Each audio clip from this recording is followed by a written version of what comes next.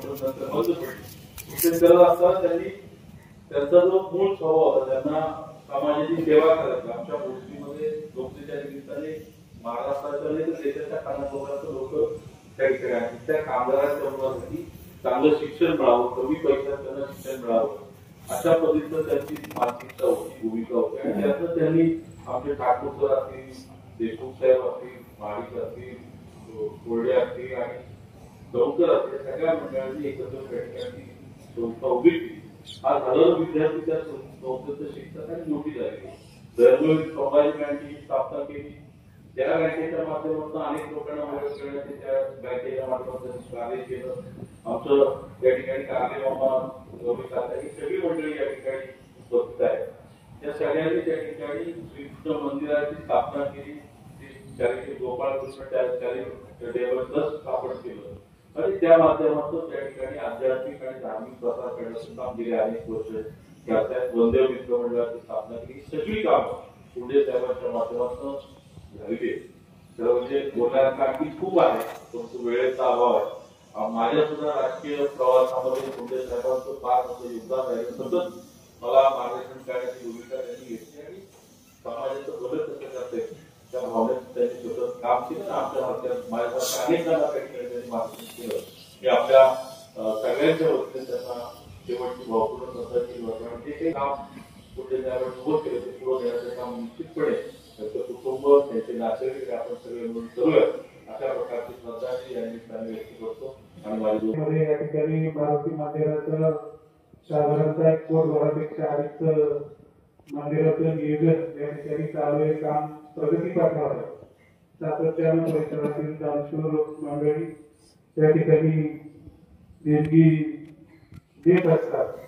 यापूर्वीच मी सुरुवातीला सांगितलं की दीपकराव खेरेंनी देखील कारभारी कुंडेचे भाचे यांनी 1 लाख रुपये दिले. या परिवारानं यापूर्वी देखील 25,000 आणि आज 25,051 रुपये त्या ठिकाणी कैलासवासी कारभारी गुलाबराव कुंडे यांच्या स्मरणार्थ त्यांचे 2 सुपुत्र हर्षद दिनेश अखिल, बंधू चंद्रकांत कैलास बाळासाहेब, 2 मुली स्वातीताई आणि संध्याताई, भगिनी द्रौपदी ताई, अंकाताई आणि कमलताई आणि दीपकराव खेरे सरपंच यांच्या वतीनं कारभारी कुंडेच्या स्मरणार्थ 51,000 रुपयांचा निधी शहाजीराजे दळवी आपण करायचे. आणि वाळूसर आपल्याला विनंती ही देणगी आपण शहाजीराजेंकडे मारुती मंदिराच्या जीर्णोद्धारासाठी सुपूर्द करायचे.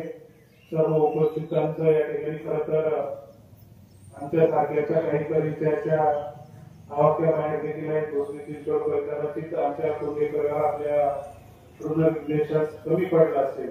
या ठिकाणी सर्व शिक्षक, श्रमजीवी, प्राथमिक माध्यमिक विद्यालय, सर्व पदाधिकारी, धर्मवीर, सफाई, आपण कोऑपरेटिव्ह बँक, त्याचे सर्व सभासद, गोपालकृष्ण ट्रस्ट भोसरी, त्याचप्रमाणे अजित भाऊ भवानी मित्र परिवार, गणेश जगताप, भाऊ नायकाव, उपसरपंच हिवरे आणि आमच्या कानूर मिसाईमधील सर्व संस्था, ग्रामपंचायत, सोसायटी, मिसाई देवी ट्रस्ट, मिसाई देवी प्राथमिक दिंडी, विद्या विकास मंडळ, शाळा व्यवस्थापन समिती या सर्व संस्थांच्या पदाधिकाऱ्यांचा आणि ग्रामांचा व्यक्त करण्यासाठी मी ज्ञानेश्वर माऊली कुंडे सर, कुंडे परिवाराचे सुपुत्र आपल्याला विनंती आपण सर्व उपस्थितांचे या ठिकाणी सामायिक करून व्यक्त करायच्या.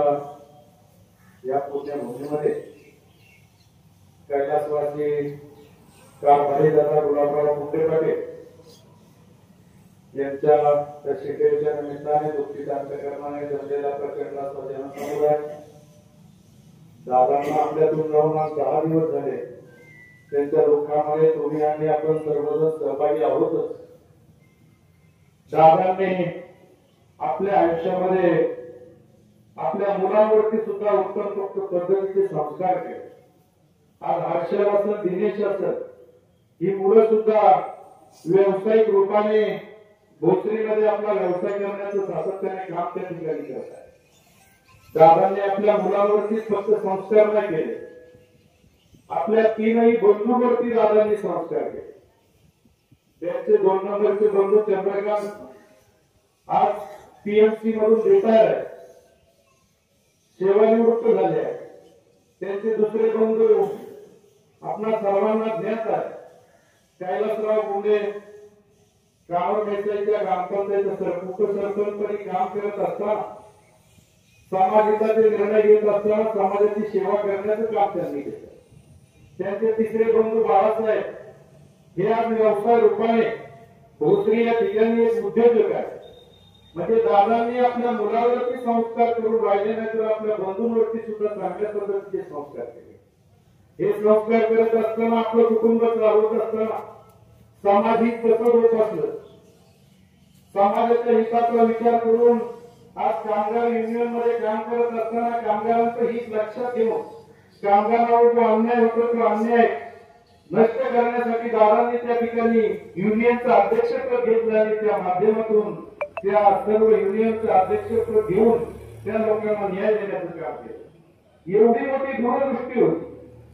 एवढ्यावरतीच नाही, आज धर्मवीर सारख्या बँकेमध्ये उपाध्यक्ष म्हणून काम करत असताना तरुणांना एक रोजगाराची संधी उपलब्ध व्हावी म्हणून त्या ठिकाणी कर्ज देण्याचं काम दादांनी केलं. एवढंच नाही तर शिक्षण क्षेत्रामध्ये शैक्षणिक महत्व समजून घेत असताना श्रमजीवी सारख्या शिक्षण संस्थेमध्ये संचालक म्हणून काम करत असताना त्या ठिकाणी सुद्धा मुलांना चांगल्या पद्धतीचं शिक्षण कसं मिळेल अशा पद्धतीचा एक आदर्श समाजासमोर दादांनी ठेवला. दादांच्या बाबतीत सांगण्यासारखं भरपूर आहे.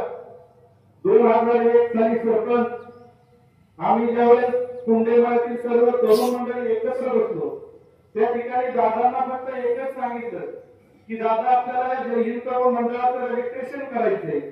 दादांनी त्या ठिकाणी लगेच सांगितलं की जी काय माहिती आहे ती माहिती घेऊन माझ्याकडे या, आपण लगेच रजिस्ट्रेशन करून घेऊ.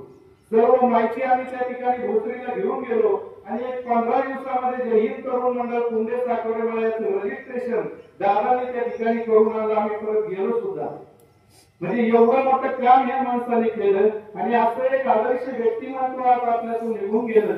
म्हणून पुणे परिवाराला जे दुःख झालेलं आहे ते दुःख सहन करण्याची ताकद परमेश्वरानं त्यांना द्यावी.